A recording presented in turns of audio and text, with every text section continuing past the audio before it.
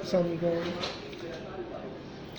دل خون کے آنسو ہوتا ہے جب میں پاکستانی عوام کو بے بسی کی حالت میں دیکھتا ہوں. میں ان کی پریشانیاں دیکھتا ہوں تو میرے دل میں عجیب سی کیفیت پیدا ہوتی ہے اور تڑپ پیدا ہوتی ہے کہ ان کے ساتھ کیا ہو رہا ہے. اور جب میں ان سیاستدانوں کی حالت زار پہ دیکھتا ہوں، ان کی بے حسیوں پہ دیکھتا ہوں، ان کی دلوں کی قدورتوں پہ دیکھتا ہوں، ان کی منافقت اور بے حسیوں کو دیکھتا ہوں، تو میں حیران ہوتا ہوں کہ پاکستانی قوم کبھی بھی اپنے مسائل سے نہیں نکل سکتی اور ان کو مسیحا نہیں ملے گا، کیونکہ سبھی کرپشن میں ملوث نظر آتے ہیں، اختیارات کا غلط استعمال کرتے نظر آتے ہیں اور یہ بے لگام ہیں اور سمجھتے ہیں کہ یہ بہت بڑے چیمپئن ہیں. ہر پارٹی یہی سمجھتی ہے، مگر بدقسمتی کی بات یہ ہے کہ ان کو بات کرنے کا ڈھنگ نہیں آتا، ان کو مسائل کا حل نکالنا نہیں آتا اور ایک دوسرے پہ الزامات لگاتے ہیں اور ہر ایک کی پرفارمنس ایک جیسی ہے، ایک جیسی سب کی پرفارمنس ہے. بلیم کرنا اور خود کو بری الزما سمجھنا، جتنے بھی جو ہے انہوں نے جو بھی خرابیاں پیدا کی ہیں. 30,000 ارب کا جو پی ٹی آئی نے قرض لیا تھا امریکہ سے، تو اب انہوں نے اسی کو یوٹیلائز کیا اور ڈیولپمنٹ کا کوئی کام نہیں کیا، اور اس وجہ سے انہوں نے تھوڑا بہت اپنے آپ کو مینیج کیا ہوا تھا کہ قرض لے کے ہی حکومت چلا لو، اور ڈیولپمنٹ کا کوئی کام نہیں ہوا.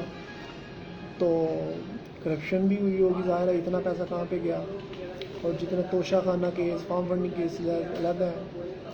تو حیرت ہوتی ہے. اور جس طرح لڑائیاں چل رہی ہیں سب سیاست میں، کوئی بھی سنجیدہ نظر نہیں آتا اور سب پارٹیز کرپشن میں ملوث نظر آتی ہیں. اسی لیے تو پاکستان کا یہ حال ہو گیا.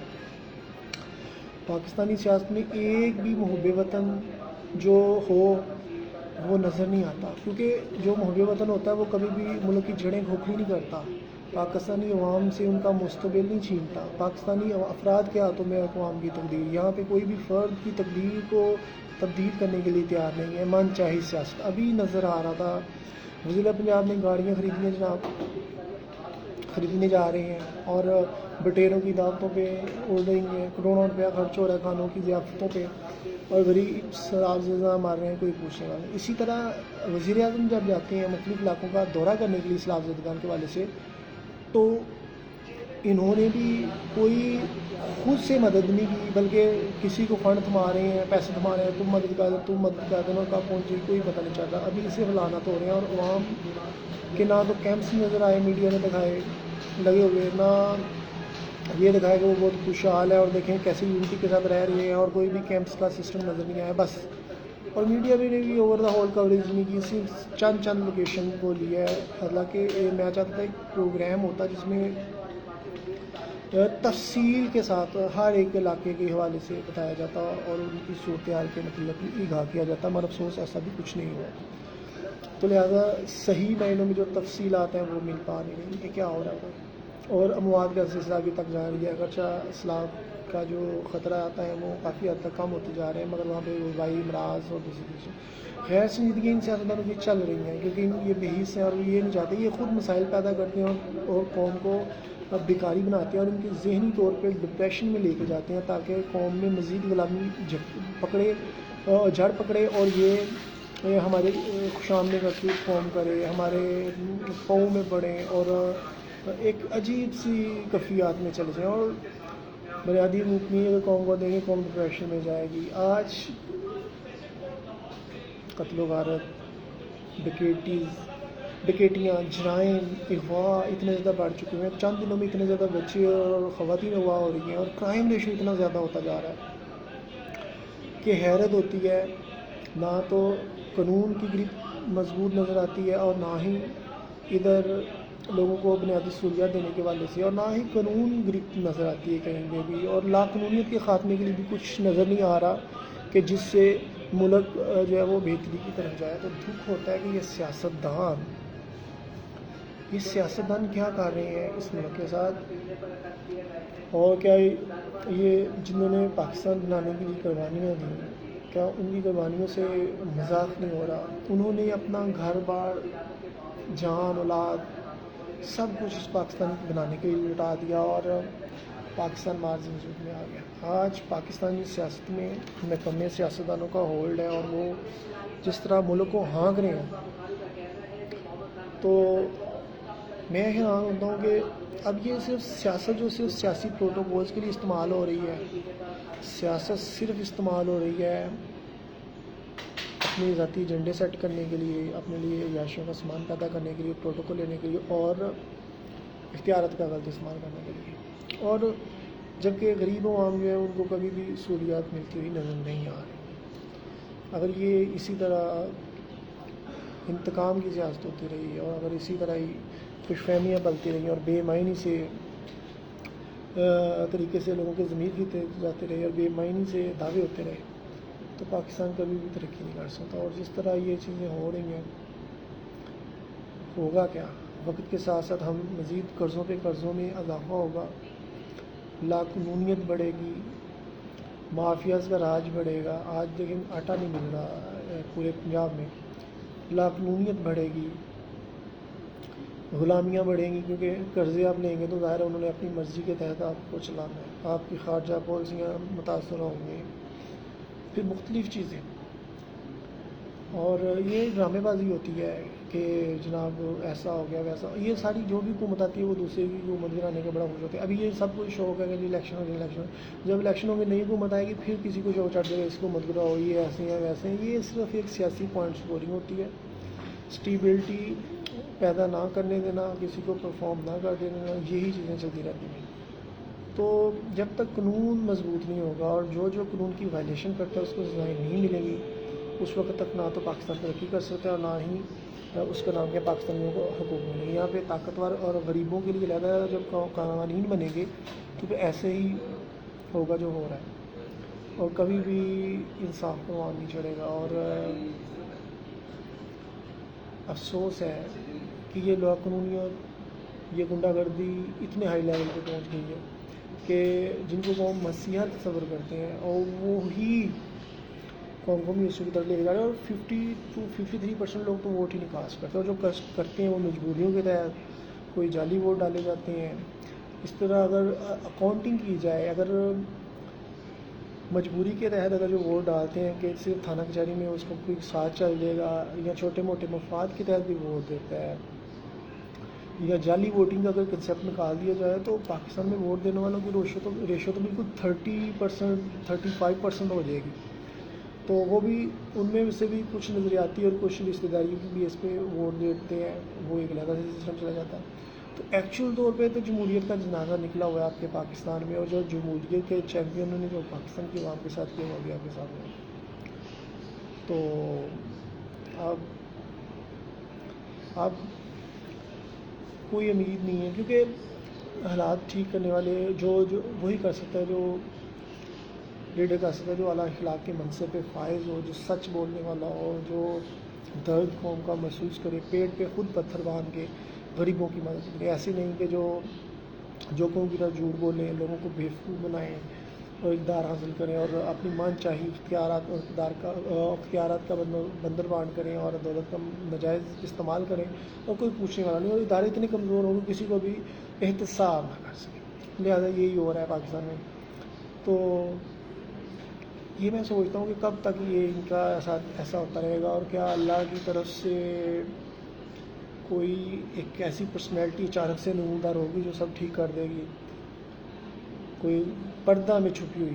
ان سیاستدانوں تمام پارٹیز میں کسی کی بات نہیں کر رہا، نہیں تو کیا پاکستانی قوم اسی طرح مایوس رہے گی اور ایڑیاں رگڑ رگڑ کے اپنی زندگی کے دن گنے گی، اور ان کے لیے خوشیوں کا سامان نہیں ہوگا، ان کی چہروں سے ان کی خستہ حالی ٹپکے گی اور بیماریوں کا شکار ہوتے جائیں گے، جیسے ہی وہ ملاوٹ والی ناقص چیزیں استعمال کرنے کی وجہ سے۔ اور آج تو ملاوٹ مافیاز کا راج ہے، غیر معیاری اتنی چیزیں جتنی پاکستان میں بنتی ہیں اور اس پہ کوئی ایکشن نہیں ہوتا اتنی شاید کسی ہی ملک میں ہو۔ تو یہاں پہ تو سیاستدانوں کی کسی چیز پہ بھی گرپ نظر نہیں آتی، نہ قوانین پہ عمل درآمد کروانے کے حوالے سے، ہاں اپنی مرضی کے قوانین پہ عمل درآمد کرواتے ہیں اپنے لیے فائدے کے لیے، نہ قوانین پہ عمل درآمد کروانے کے حوالے سے نہ خوراک کے حوالے سے، نہ مہنگائی کنٹرول کرنے کے حوالے سے، نہ ہی کسی اور حوالے سے کوئی گری کی نظر آتی ہے۔ ہاں، اپنے مفادات کے لیے تو ایڈی چوٹی کا زور لگا دیں گے، مگر جو عوام کو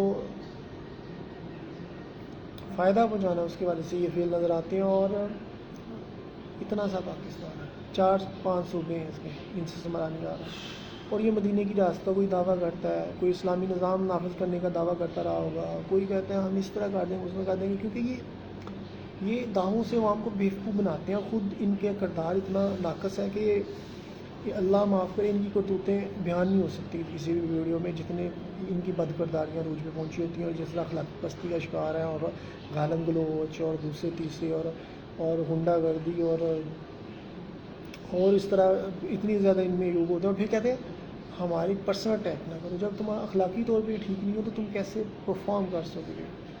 اگر تم نے فاروق رضی اللہ عنہ کی آدھی دنیا پہ حکومت ہوئی تھی، اور وہاں پہ کسی کو قانون کو ہاتھ میں لینے کی اجازت نہیں تھی، اور حتیٰ کہ وہاں پہ نہ تو جدید نظام تھا اور نہ ہی کوئی اس کا نام کیا ہے اتنے آمد و رفت کے تیز ذرائع تھے، اور پھر بھی لیڈرشپ کا اس قدر ڈر تھا کہ کوئی بھی قانون کو ہاتھ میں اس لیے نہیں لیتا تھا کہ اس کو سزا ملے۔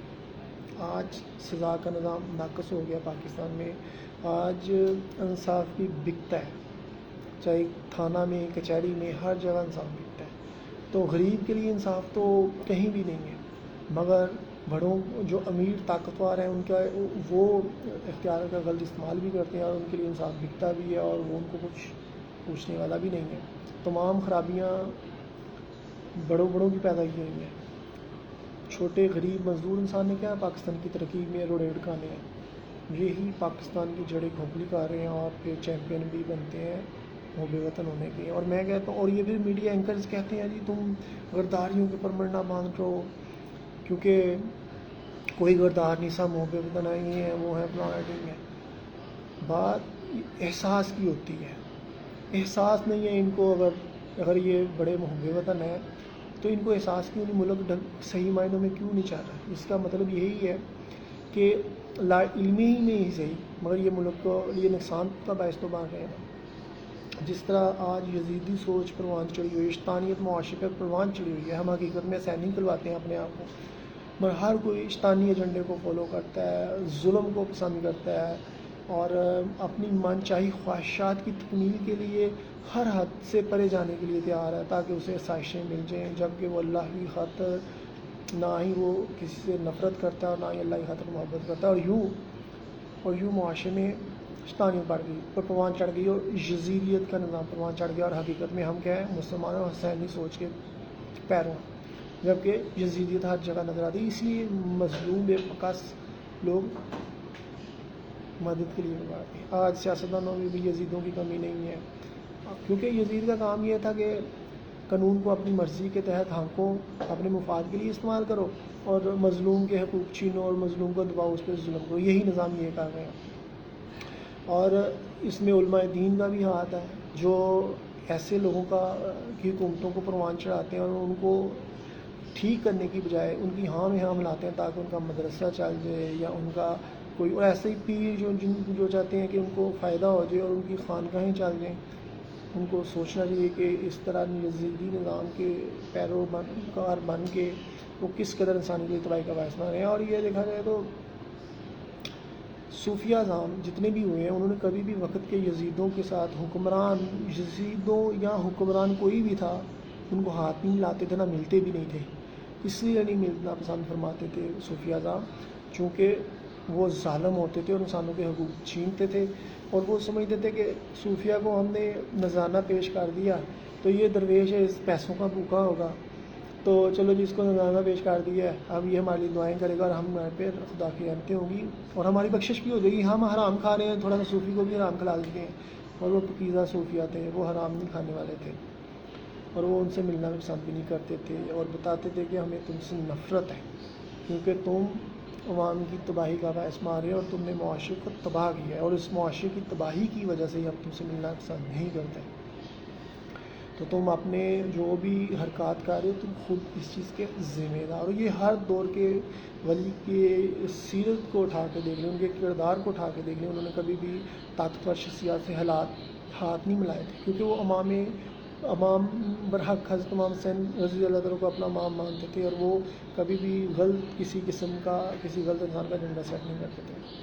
آج سیاست میں مذہب کو استعمال کیا جاتا ہے, عوام کو بیوقوف بنایا جاتا ہے, جمہوریت کا نام استعمال کر کے عوام کو بیوقوف بنایا جاتا ہے, اور عوام کو کچھ بھی نہیں ہے. اور ایسے لگتا ہے پاکستان کے عوام کو جو زخم مل رہے ہیں وہ کوئی ہندو دنیا سکھ یا برٹش کمپنی نہیں دے رہی یا برطانوی راج نہیں دے رہا, بلکہ یہ وہ لوگ ان کو دکھ دے رہے ہیں جو حقیقت میں جن کو لوگ اپنا سمجھتے ہیں, لیڈر سمجھتے ہیں. تو دیکھا جائے تو آج بھارت میں مسلمانوں میں اتحاد ہے, کیونکہ ان کا دشمن ان کے سر پہ بیٹھا ہوا ہے. کشمیری تمام ایک پلیٹ فارم پہ اکٹھے ہیں کیونکہ ان کا دشمن سر پہ بیٹھا ہوا ہے. اور جو تھے وہ کوئی لیڈر غلط میں نہ بول دوں, ارطغرل غازی غالباً یہ بولتے تھے کہ دشمن بہت بڑی نعمت ہے, کیونکہ اس طرح ہماری صفوں میں اتحاد رہتا ہے. اور جبکہ آج ان کی سب ہمدردیاں اسلام دشمنوں سے ہو سکتی ہیں جو مسلمانوں کو کمزور کر رہے ہیں, کھوکھلا کر رہے ہیں اور تباہ کر رہے ہیں, مگر مسلمان کا دوست نظر نہیں آتا. اس لیے اسلامی طور پہ عالمی سطح پہ بھی کوئی اتحاد نہیں ہے, مسلمانوں کے لیے ہمدردی کا جذبہ نہیں ہے, غیروں کا جھنڈا یہ سیٹ کرتے نظر آتے ہیں. اور یہی نہیں آج ان سیاستدانوں کی وجہ سے قوم کو جو نقصان پڑ رہے ہیں, تو اسی لیے لوگ قانون کو ہاتھ میں لے رہے ہیں. کوئی بھوکا مار رہا ہے, کوئی قتل و غارت کروا رہا ہے, لحاظ ختم ہو گیا. لوگ اب جتنے بھی قتل و غارت ہو رہی ہے, جتنا بھی لوٹ کسوٹ ہو رہی ہے نچلی لیول پہ لوگوں کے ساتھ ہو رہی ہے, تاکہ لوگ کہہ رہے ہیں کہ ہمارا گھر چل جائے, یا کوئی جان بوجھ کے طاقتور شخصیت کو استعمال کرتے ہوئے کہ ہمیں کس نے کیا پوچھنا ہے. تو ان تمام خرابیوں اور برائیوں کا جو گناہوں کا ذمہ دار یہ تمام حکمران جو گرہن کرنے والے ہیں, ان کے علاوہ جو انصاف کے ادارے دینے والے ہیں وہ اگر انصاف نہیں دے سکتے تو پھر ان کے ذمہ بھی یہ چیزیں آئیں گی کہ وہ بھی اس گناہ میں برابر کے شریک ہوں گے, کیونکہ ان کا کام تھا ان چیزوں کو کنٹرول کرنا, وہ کنٹرول نہیں کر سکے. انہوں نے کھلی چھوٹ دے دی اس کو مجرموں کو, چاہے وہ عدلیہ میں سے ہو جائیں چاہے وہ پولیس میں سے ہو جائیں. تو لہٰذا یہ ایک چیز پہ نہیں برڈن پڑے گا کہ یہ جس چور نے چوری کی ہے یا قتل و غارت کروائی ہے وہ اسی پہ ہی ہے, بلکہ موجودہ حکمرانوں پہ بھی وہ گناہ کا اثر پڑے گا, ان کے کھاتے میں جائے گا, کیونکہ وہ مینیج کرنے والے. ان کی میں نے حضرت عمر کی مثال رضی اللہ عنہ کی مثال دی, کیسے انہوں نے چیزیں نظام مینیج کیا کہ کسی کی جھٹ نہیں ہوتی تھی کہ بھیڑیا بھی بھیڑ کو نقصان پہنچا دے, بکریوں کو نقصان پہنچا دے. تو اتنا جانور بھی ڈرتے تھے, جو درندہ صرف جانور, یہ تو انسان جو کہلاتے ہیں سب اور سب بڑے اپنے آپ کو اچھا کہلاتے ہیں, تو یہ تو درندوں سے بھی بڑے نظر آتے ہیں. کہ کسی کا لحاظ اس لیے نہیں کوئی کرتا سیاستدانوں کا بھی, کیونکہ یہ خود بگڑے ہوئے ہیں اور یہ خود انسانیت کی تذلیل کرتے ہیں, اور انسانیت کے اوصاف ان میں ہیں ہی نہیں. احساس اگر انسانیت ہو تو ان میں احساس نہ ہو. کسی ایک سیاستدان کا بتا دیں, اتنے امیر سب سیاستدان ہیں کہ 1 روپیہ بھی سیلاب زدگان کے لیے اس نے اعلان کیا ہو. ہاں زکاتیں فنڈ مانگ رہے ہیں, ٹیلی تھون کر لی, دوسرا تیسرا کر لیا, باہر والے تھے, خود سے 1 روپیہ نہیں ان کے جیب سے نکل. یہ ہیں اتنی ہمدردی ان کو ان لوگوں سے جنہوں کو انہوں نے لوٹا ہے, چاہے کوئی بھی حکومت ہے. تو یہ نہیں انہوں نے کیا کہ ان کو تھوڑا سا پیسے دے دیں تاکہ ان کے دلوں ان کے زخموں کو بنا. ابھی اتنی امداد اکٹھی ہو رہی ہے کہ دیکھتے ہیں کتنے گھر بنیں گے, کتنے لوگوں کی بادگاری ہوگی, کچھ بھی نہیں نظر آئے گا. لوگ مریں گے بھوکا. لوگوں کو صرف 25-20 ہزار روپیہ دے کر رکھا رہے ہیں. جو بڑی بڑی رقموں کا اعلان ہوئے, لانا تک محدود گھر بنانے کا جو اعلان ہے وہ بھی. اور حیرت کی بات, جو حکومت ابھی یہ جو این جیز والے اعلان کر رہے تھے, جناب ہمارا جو ہے وہ ووٹ کے لیے ہائر کیا تو 7-7 ہزار روپیہ ووٹ کا کرایہ لے رہے تھے ایک فرد کا, یا ان کا شفٹنگ کرنے کے حوالے سے. تو جبکہ پیٹرول تو 500-600 کا لگ رہا تھا, جناب ہم 14 ہزار روپیہ بڑا, 7 ہزار میں نے کم بول دیا. تو میں نے کہا تم کتنے ہیں میرے کو, ہاں اتنے زیادہ عوام کو اگر آپ نے شفٹ کروانا ہے اور 14 ہزار روپیہ پر شخصیت یا چند لوگوں کے 2-4 کے لیے یا ایک چکر کا دے رہے ہو, تو تم ووٹ کو ہی نہیں صحیح سے پرچیز کر رہے ہو, اس علاقے میں بھیج دو. پر کیا ہے کہ اب این جی اوز بھی کھا رہی ہیں, جو صاف نظر آ رہا ہے. یا گورنمنٹ میں اتنی پاورز نہیں ہیں کہ وہ ان کو روک سکے جو اتنا غلط طریقے سے اختیارات کا غلط استعمال کرتے ہیں، اور ان کو پنش کر سکے کہ آپ اتنی زیادہ ریٹ کیوں کیے ہوئے ہیں. ادھر آٹا چینی مافیا نہیں سنبھالا جا گیا تو یہ تو پھر وہ ادھر عجیب سی صورتحال ہے. تو لہٰذا کنٹرول اس وقت آتا ہے جب آپ کی کردار میں پختگی ہوتی ہے. قائد اعظم میں بہت زیادہ پختگی تھی، کسی کو ضرورت نہیں ہوتی تھی کہ قائد اعظم کے ساتھ بے معنی اور بے ہنگم سی بات کر سکے اور کوئی اس طرح کی عجیب حرکتیں کرنا. قائد اعظم نے ساری زندگی جھوٹ بولا، اور نہ وہ مین کریکٹر تھے، حالانکہ وہ بیوقوف بناتے تھے سکھ، عیسائی اور یہودی اور سکھ اور ہندو اور دنیا اور ان کے لیڈر اور برطانوی راج ٹرکاتے تھے. ابھی یہ آپ کی چیزوں پہ عمل درآمد ہو جائے گا، اس طرح کر دیں گے، ہاں پاکستان بنانے کی، اور آپ کے مطالبے کو مار رہے ہیں، اور یہ وہ ٹائم پاس کر رہے تھے. مگر آخر مجبور ہو کے ٹیبل ٹاک کر کے قائد اعظم نے پاکستان کا علیحدہ وطن منوا لیا. اور وہ کہتے بھی تھے اگر ہمیں پتہ ہوتا قائد اعظم جلدی فوت ہو جانا تو ہم اس مسئلے کو اور لٹکا دیتے ہیں. تو مختلف پلاننگ کی گئی، جو ان کے حصے میں چیزیں آئیں پاکستان بنا تو وہ بھی پورا سامان نہیں دیا گیا تھا.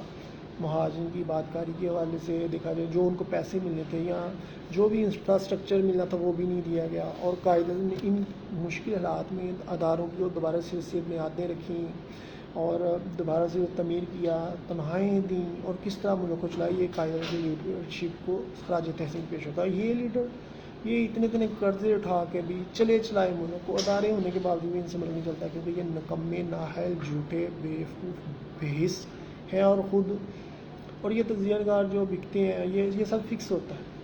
یہ جتنا بھی ڈرامہ چل رہا ہوتا ہے، اگر کوئی کسی کے حق میں زیادہ بولتا ہے تو پتہ چل رہا ہوتا ہے کس نے کس سے پیسے لیے ہوتے ہیں، اور ڈرامے چل رہے ہوتے ہیں. کوئی بڑا نیوٹرل بننے کی کوشش کرتا ہے، وہ بھی پتہ چل جاتا ہے کون ڈرامے کر رہا ہے، کون بکا ہوگا.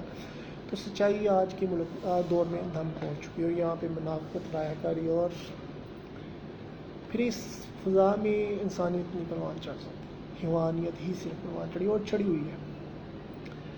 تو مگر یہ وقت گزر جائے گا اور کردار کی خوبصورتی زندہ رہتی ہے. ایسے دور میں جہاں پہ سب ایمان مان جائیں، وہاں پہ جو شخصیات اپنے اخلاق و کردار کو داؤ پہ نہیں لگاتے اور سچائی پہ قائم رہتے ہیں اور سچ بولتے ہیں اور اللہ تعالیٰ کی مدد کے منتظر رہتے ہیں اور بھٹکتے نہیں ہیں، کبھی بھی پل بھر کے لیے نہیں بھٹکتے. اب جتنے بھی دیکھیں عظیم جنگجو ہوئے ہیں، چاہے ارطغرل غازی کا ڈرامے دیکھ لیں، عثمان دیکھ لیں، یا جتنے بھی محمد بن قاسم کا دور دیکھ لیں، یا جتنے بھی سلطان صلاح الدین ایوبی ہو جائے، ان عظیم شخصیات نے جتنے بھی اسلامی جو عظیم جنگجو ہوئے ہیں یا کوئی حکمران عظیم ہوئے ہیں، وہ کبھی بھی بھٹکے نہیں ہیں، مسرت کے تحت بھی نہیں بھٹکے. اور انہوں نے کبھی بھی اپنے اصولوں سے انحراف نہیں کیا. وہ اصول جو اسلام نے وضع کی، نہ کہ اپنے بنائے ہوئے ہیں بے معنی سے اصول. اسلام کے اصولوں پہ عمل کرتے ہوئے وہ عظیم بنے ہیں، اپنے من چاہی اصول نہیں کہ لوگوں کو بیوقوف بنانے کے لیے عجیب جی شور سے چھوڑو اور کہو کہ میں یہ ہوں فلان ہوں نہیں. ایسا نہیں جیسے آج کی سیاستدان کرتے ہیں. تو یہ میں بتاتا ہوں گزر جائے گا، مگر اللہ کی طرف سے حساب بہت کٹن ہوگا ان کا، کیونکہ حقوق الباد معاف نہیں ہوں گے. اور یہ جس کے ساتھ بھی انہوں نے، اور یہ تو 22 کروڑ عوام کے ساتھ زیادتیوں کا معاملہ ہے جو انہوں نے ساتھ دینا ہے.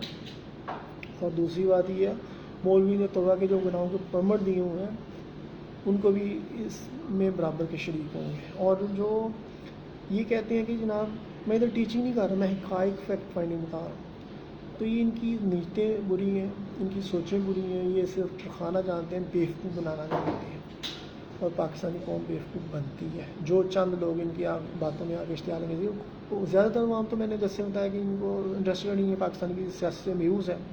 وہ تو ان کو یہ بھی پتہ ہے نہ ادھر سے انصاف ملنا ہے، نہ ان کو بنیادی حقوق ملنی ہے، نہ بلکہ وہ اپنی کہتے ہیں جیسے تیسے عزت کی زندگی گزار لیں، کیونکہ یہ تمام منہ پھٹ ہے. اور آج عوام جو ہے وہ اس کو بھی یہ نظر آتا ہے کہ ان کا کوئی مسئلہ نہیں، صرف سیاست ایک کاروبار بن کے رہ گیا، اور ہر پارٹی چاہتی ہے کہ وہ آئے اور اپنے مفادات سمیٹے اور عیاشیاں کرے اور غائب. تو لہٰذا یہ بڑی چیز، تو لہٰذا پاکستان کے حالات میں ٹھیک ہوتے ہوئے 5 سال 10 سال تک بھی نظر نہیں آ رہے، کیونکہ نہ تو ان کی قرضے اترنے ہیں، کبھی، اور نہ ہی بلکہ اگر جس طرح کی ان کی نشتیں اور جو سیاست میں ٹچ آ گیا ہے، جو سیاست میں عجیب قسم کے رنگ دیے گئے ہیں، اور جو سیاست کا عجیب سا مزاج بدل دیا گیا، لگتا نہیں ہے کہ پاکستان کی حالات ٹھیک ہوں. قرضوں پہ قرضے بڑھیں گے، جگہ ٹیکس بڑھیں گے، مہنگائی بڑھے گی، اور لوگ یہ کہتے یوسف کی طرف جاتے ہوئے نظر آتے ہیں. اوپر سے کیونکہ لوگ اپنے ابھی بجلی کے بل جمع کروانے کے لیے لوگ اپنی گھروں کی چیزیں بیچ رہے ہیں، کوئی اپنے بچوں کو بھی بیچنا شروع کر دے گا. ابھی چھوٹے چھوٹے بچے نظر آتے ہیں جو روٹی کی عوض کسی نہ کسی جگہ پہ جاب کر رہے ہوتے ہیں، اور وہ بیچنے والے حساب ہوتا ہے نا، جنہوں کا مستقبل داؤ پہ لگ گیا بچوں کا، جس کو شعور ہی نہیں ہے. وہ بچہ کل کو بڑا ہو کے کیا سمجھدار اور حکمت و دانشیاں اس میں فن جنم لے گا، اس میں کیا وصف ہوگی، وہ اس نے صرف ایک مخصوص کام سیکھا ہوگا، وہ بھی استاد کے تھپڑوں میں رہ کے، اور پھر بعد میں اس کی جو اس میں بھی درندگی جنم لے گی، کیونکہ جس نے ساری زندگی وقت کے جو نازک لمحات ہیں وہ غصہ نفرت دیکھی ہے، تو اس سے بھی نفرت کے ہی چشمے پھوٹیں گے نا. تو لہٰذا اب یہ بے معنی سی بے ہنگم سی جو سیاست ہو رہی ہے، اس سے اہل دانش تو مایوس ہیں، مگر بیوقوف جاہل قسم کے لوگوں کے لیے بڑی امیدیں ہیں، کیونکہ ان سے جو مفادات وابستہ ہیں. تو لہٰذا اب میں یہی کہوں گا کہ میری تو توجہ اور نگاہ ہر وقت اللہ کی طرف اٹھتی ہے کہ اللہ تعالیٰ کی ذات پاک اب کیا کوئی ایسا ہو سکتا ہے، کوئی معجزہ دکھا دے، کرامت دکھا دے، کوئی ایسا عجوبہ دکھا دے کہ یہ تمام سینیریو جو سیاست میں جو غلط قسم کا آیا ہوا ہے یہ ختم ہو جائے، اور کوئی اس کا نیک بندہ جو ہے وہ برسر اقتدار آ جائے، اور اس کو ان لوگوں کے ووٹوں کی بھی اس کا ضرورت نہ ہو، کیونکہ اللہ تعالیٰ کہتے ہیں کہ میں اپنے بندوں کو حکومت سے نوازتا ہوں اگر میرے وہ واقعی بندے ہیں.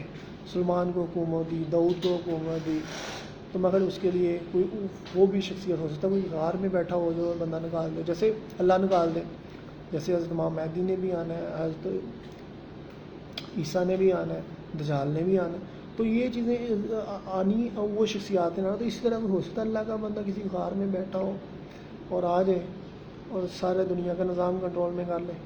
یہ بھی ممکن ہے، قیامت سے پہلے یہ واقعہ پیش آ جائے.